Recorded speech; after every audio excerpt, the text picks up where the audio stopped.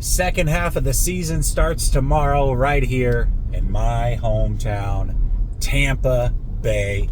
Cannot wait to go to the game. My wife and I are going to go enjoy it and enjoy really what we all know will be a 49er victory. Okay, so I have self-admittedly, and this is the way I fan, I'm very glass half empty. It's just the way I've always been when it comes to fandom, which is crazy because in life, I'm very glass half full. Like, I always look at the positives, but when I fan, whether it's the 49ers, my favorite fighter, what have you, I always look for the reasons why it's just not going to work. I don't know if it's because it's something that's not in my control or what, but that's just the way I've always been. And I definitely run my channel that way, and I know that it can wear on people. So for those of you that rock with me regardless, that's just the way that I look at things when it comes to sports. But since we've had the bye week, since I know we're about to win, you like how I say we, as if I'm going to be on the field, but I will be there, which is, I'll be in the stadium. That's basically we. But knowing that the 49ers are about to get a win tomorrow, I started looking at reasons to be optimistic. And reason number one is obviously the return of Christian McCaffrey. This is a big deal. Christian McCaffrey back on this team. Sounds like he's healthy. This is massive. I don't know if y'all watched or remember, but if not, I'll recap it. I remember before the season started, we were doing the four-man front with myself, Coach, Grant, and Ryan. And we were having a debate. This was before we knew CMC was going to be out. And we were having a debate on who was more important to the team. Ryan didn't really have an opinion one way or another. He was kind of just a bystander to the debate. But I said it's clearly Christian McCaffrey. And Grant and Coach said it was George Kittle. I said, okay, well, listen, if Christian misses time this year, you'll find out how important he is.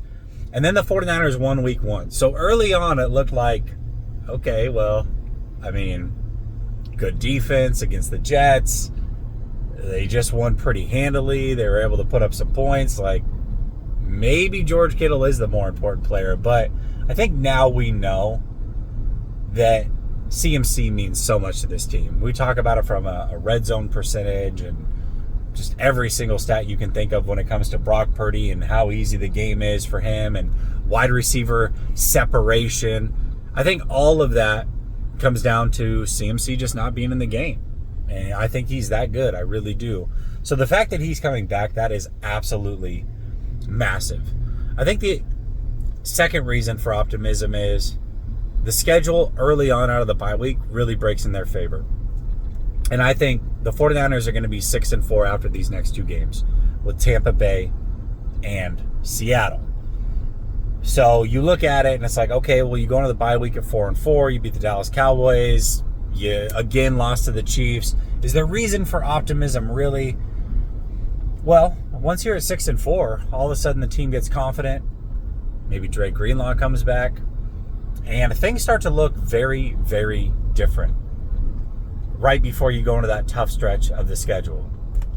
So being 6-4, which I believe they will be, after starting 3-4, I think that's a reason for optimism right before you hit that tough part of the schedule. And then I would say reason 3, when I look at this team and I look at it from coaching staff all the way down through every positional unit you can think of, I think outside of the Detroit Lions and the NFC, the only team, or teams rather, that can hold a candle to the 49ers from coaching staff all the way through down would be Rams and Eagles. Rams and Eagles from a talent perspective. But I think the 49ers, even without Ayuk, even without Hargrave, are the clear second most talented team in the NFC. Now, I think what makes it difficult is coaching, quarterback, offensive line are all so important. And I think the Rams have the better coach and the better quarterback. Although I think it's close, especially at the head coach position. But I think that allows them to potentially close the gap. But they've started out slow too, and they've got to play the 49ers. And I think from head coach after head coach and quarterback, the 49ers are clearly more talented than the Rams. They just are. And I don't think that the 49ers have a bad head coach, and I definitely don't think they have a bad quarterback either. So to me, is the gap of head coach and quarterback enough for them to close the gap when you look at the rest of the roster, talent-wise? I don't know that it is. So the 49ers have a lot of things going for them as they hit the second half of this season. Now, the tough part is, we've talked about this, the schedule is very, very tough. They play, I think, some matchup nightmares a little bit in the second half. But the 49ers they're tested. They're battle tested. A lot of these guys the veterans are anyways, guys that have been here through this Super Bowl run. So they have the leadership, they have the coaching, they have the quarterback, they have the weapons. And as this defense gets healthier, I mean, they really have all the pieces to go on a run here. It's just going to ultimately be up to them. And can they do it? So I think those are the reasons to be optimistic as we head into the second half of this season. If they beat the Bucs, I'm not going to be like, oh, they're back. No, I thought they would beat the Bucs, but it's just another reason to feel good. If they can beat the Bucs, win the game within the game, which is getting out of there healthy, man, I don't know. We'll see. We'll see how it goes. I think the 49ers have as good of a chance as anybody when you look at the back end of the NFC and who can sneak in, whether it's, winning the division or potentially wild card. It's just the way they started. They really put themselves behind the 8 ball. But as far as second half of the season, like if the second half of the season was a season by itself and all teams were 0-0, I'd feel pretty good about the 49ers' chances. Unfortunately, all teams are not 0-0, and that first half might come back to bite them.